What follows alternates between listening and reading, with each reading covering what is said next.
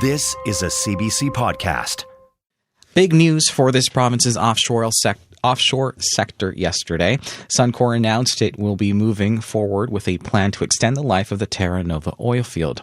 The FPSO has been idle since late 2019. Most of the more than 1,000 jobs linked to the oil field have been lost.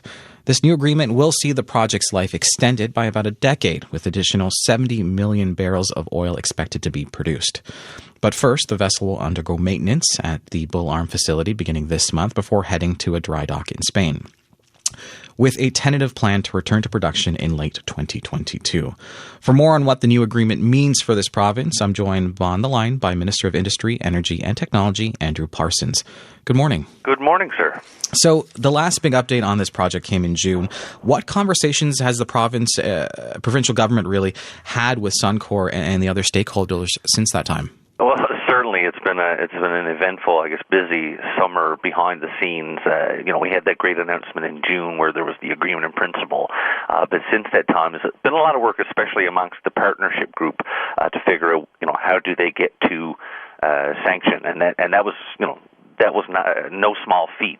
We've been keeping in touch closely with them to ensure that the parameters of the agreement were maintained in terms of what we were willing to put there in exchange for what was the return in terms of employment, etc. So I would say that while we've been involved, it absolutely has been an effort amongst the partners, because you had some partners exiting the partnership, you had other ones that were increasing their stake, and it's a pretty convoluted situation at the best of times. So they finally got to the point where they could sign off, and we're just happy that, we always knew that there was a possibility it might not happen. Obviously, we hope for the best, and finally got the good news yesterday. So how much is the provincial government and the federal government putting forward into this, respectively? So basically, back, I guess it was about a year ago, or maybe a little bit less than that, that's when the federal government announced the $320 million offshore support package that was meant for our offshore and primarily for the workers. So out of that, there was about $205 million of that is going to this project to ensure a restart.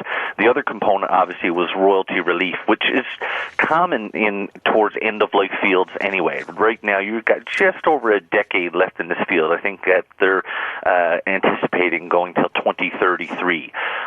So there was the actual federal investment from that fund. On the province's end, we didn't give up money per se, because one could look at it and say, you could get the biggest royalty you want, but if it's not producing, you get zero. So right now, that royalty relief, I think, worked out to about $300 million. But the spin-offs that we're going to get here in terms of employees going back to work, the supply and service sector, it's huge. I don't think it can be overstated how important this is to many businesses in this area, workers in this area, and then family that goes with it.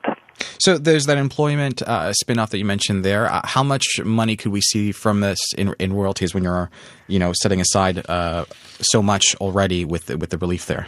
Well, I don't have that figure here in front of me right now. I mean, it's a significant amount to the Treasury, but I will say that right now, one of the big things is when you have over 300 people returning to work, what you're going to see in terms of people paying their taxes here and not moving, then when you see the spin-offs going to the local companies here, it's a tremendous benefit. Whereas before that, there was a very real possibility, extremely real possibility, that the whole thing was going to be shuttered, where it was an end-of-life field. The FPSO would have, I don't know what they would have done with that. That absolutely required work before going back. So, it was required, that investment. I'm absolutely happy with where it went. I mean, there was talks about the possibility of us joining that partnership. We did not want to go that route, but we felt that it was absolutely worth the investment from the federal government, and then working with the ownership on the royalty regime. So absolutely, this will be a benefit to citizens. It's going to be a benefit to our Treasury. It's going to be money coming in. Sorry, did you say there that this investment of close to like $500 million is going to impact 300 jobs? Absolutely. Well, that's just the actual 325 that are actually going to be on site right now. Those workers are actually starting to go back now. That does not include the spin-offs that come with businesses that have had to lay off people since that time. I mean, this went, I guess, off-site around 2019, back when they had some technical issues, then the pandemic, completely shuttered it, and the possibility of the FPSO going to Spain back then. So right now, I mean, the impact that you're going to see, I don't have the numbers when it comes to the spin-off here, but just speaking to whether it's the Board of Trade or whether it's business owners, I mean, this is going to have a huge impact on people going back to work and businesses doing work.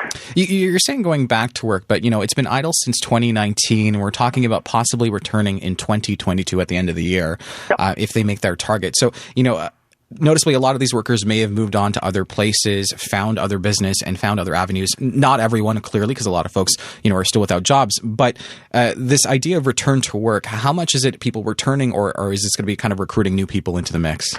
Well, I mean, I wouldn't have that here in front of me. I mean, that would be, again, you've got contractors, you've got people that are actually working for the company. So that's a question, I guess, best left for whether it's Unifor or the companies themselves. And yes, there are some people that have found work. There are some people that have moved away, but there's a lot of people that have been holding off and not wanting to go.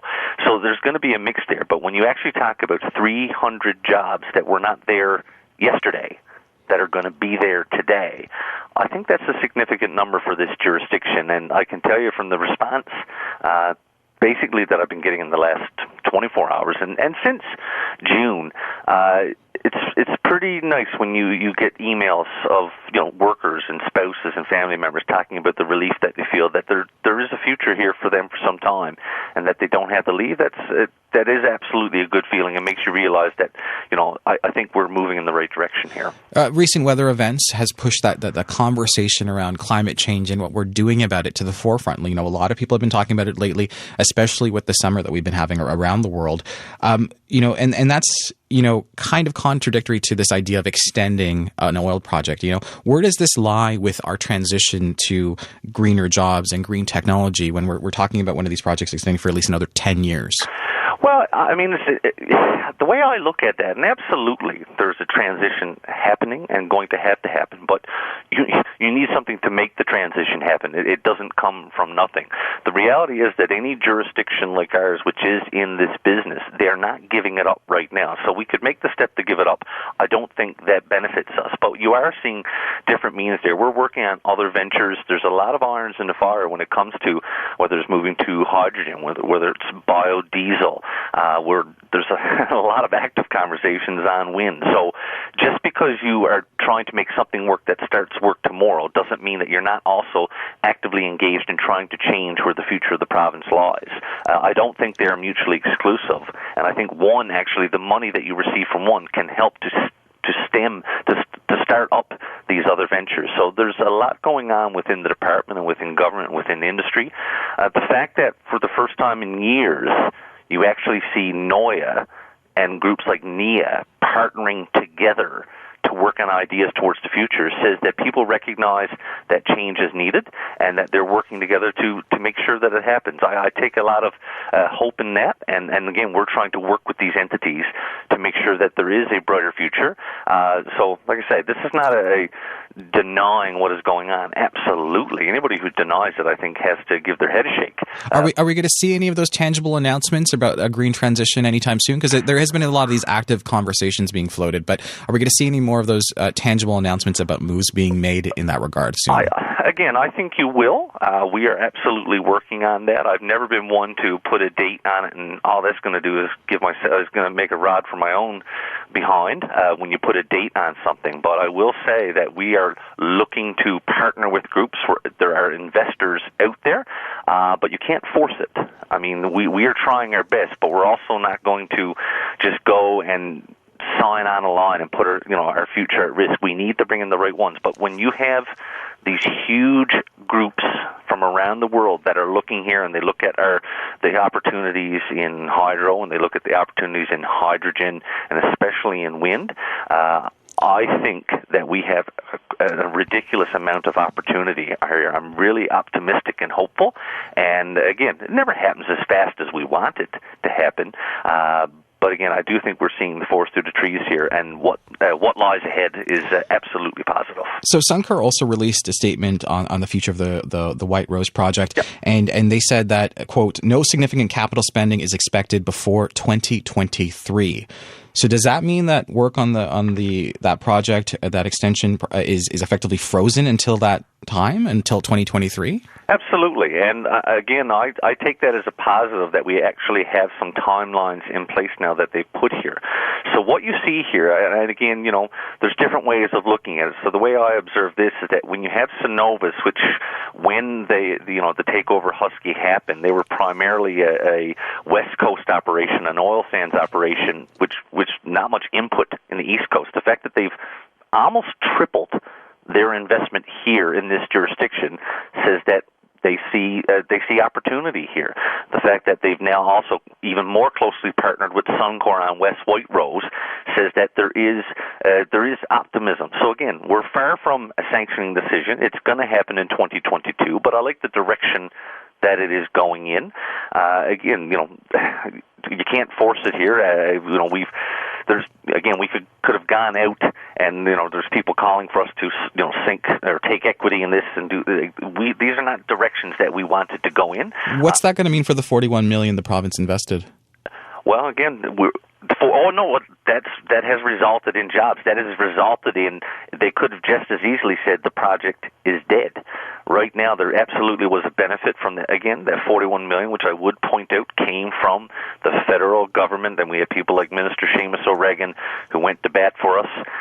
They showed up. That went into the project. That kept it alive. There were people working. There's still people working. They're going to maintain site presence there, so they're not packing up. But like any corporation like that, they exist for the bottom line. They want to make sure that any investment they make gets a return, and we keep the same mindset at times.